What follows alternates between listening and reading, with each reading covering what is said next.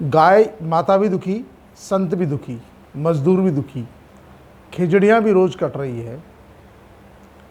रविंद्र भाटी के ग्रिल श्रमिकों के आंदोलन को अब साधु संतों का भी साथ मिल गया है। क्या है पूरा मामला, जानेंगे पीके टाइम्स की खास खबर में।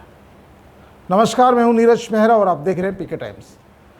ग्रिल लिग्नाइट श्रमिकों की मांग को लेकर आंदोलन कर रहे सिख विधायक रविंद्र सिंह भाटी को अब साधु संतों का भी साथ मिलने लगा है। पिछले लंबे समय से आंदोलन कर रहे भाटी का धरना स्थल पर साथ देने पहुंचे गो भक्त और प्रसिद्ध वचन गायक प्रकाश दास जी महाराज का कहना है कि पहली बार देखा है जब कोई विधायक 55 डिग्री तापमान में भी मजदूरों के साथ धरने पर बैठा है और उनकी मांगों का समर्थन कर रहा है। ये एक तरह से तपस्या ही है। प्रकाश दास जी महाराज ने कहा कि विधायक नहीं, ये संत भी है जो गर्मी में मजदूरों की मांगों के लिए एक तरह से धूना तप रहे हैं। विधायक की तपस्या को देखकर ही मैं इनका समर्थन करने आया हूँ। प्रकाश दास जी महाराज ने कहा कि रोज़ खिचड़ी कट रही है, गाय माताओं का पलायन हो रहा है, भूख से मर रही है। एक विधायक धरने पर बैठा है और सरकार सुन नहीं रही है।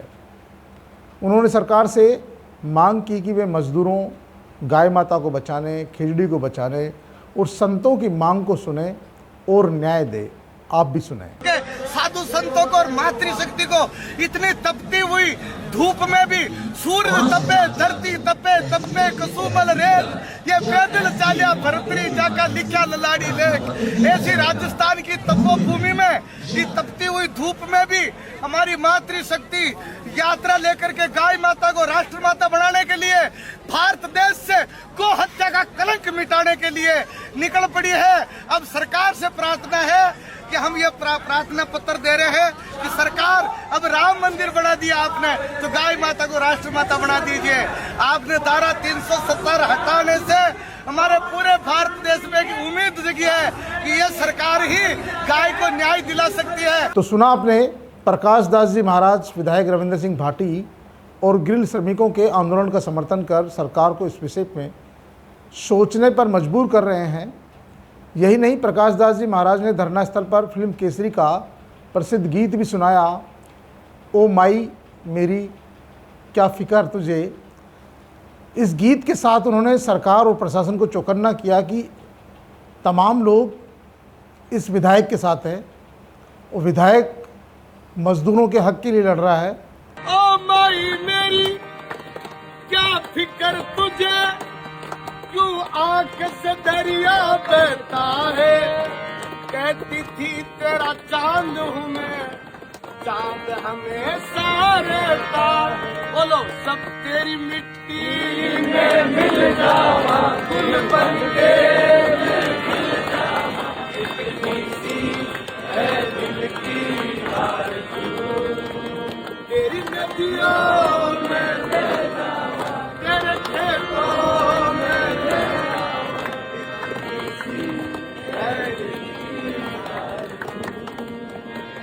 प्रकाश दास जी के इस गीत ने, जो केसरी फिल्म था, कहीं ना कहीं उसने वहाँ बैठे लोगों में भी जोश भरने का काम किया और ये दिखाने की बात की कि कहीं ना कहीं विधायक के साथ में स्थानीय लोग, साधु संत और विपक्ष का भी उन्हें समर्थन मिल रहा है और सरकार को कम से कम अब तो इन जायज़ मांगों पर कोई एक्शन लेना चाहिए।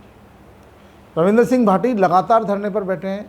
एक दिन पहले उन्होंने केंद्रीय गृह मंत्री अमित शाह को खून से चिट्ठी लिखकर ग्रिल लिग्नाइट कंपनी के श्रमिकों की समस्या का मुद्दा उठाया, चिट्ठी भेजी है।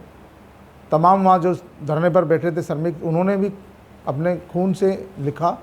रविंद्र सिंह भाटी ने खुद ने भी खून से चिट्ठी लिखी और खून से चिट्ठी तब लिखी जाती है जब कोई सुनवाई नहीं होती है।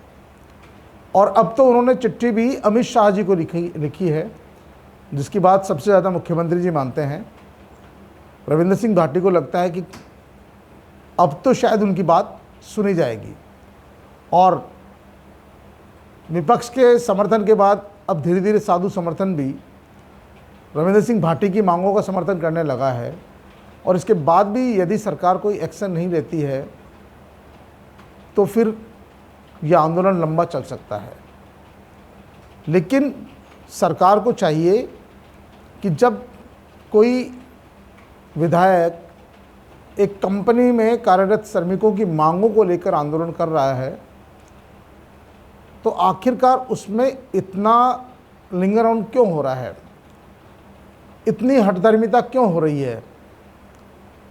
या तो विधायक गलत है, या उनकी मांगें गलत है, या वो मजदूर और श्रमिक गलत है जिनकी मांगों पर आप कोई चर्चा विचार विमर्श ही नहीं करना चाहते हैं, जिनकी मांगों के समर्थन में पूर्व मुख्यमंत्री अशोक गहलोत भी टिप्पणी कर चुके हैं, नेता प्रतिपक्ष टीकाराम जूली भी टिप्पणी कर चुके हैं, स्थानीय कांग्रेस के विधायक भी, वहाँ के नेता भी लगातार इन मांगों का समर्थन कर रहे हैं।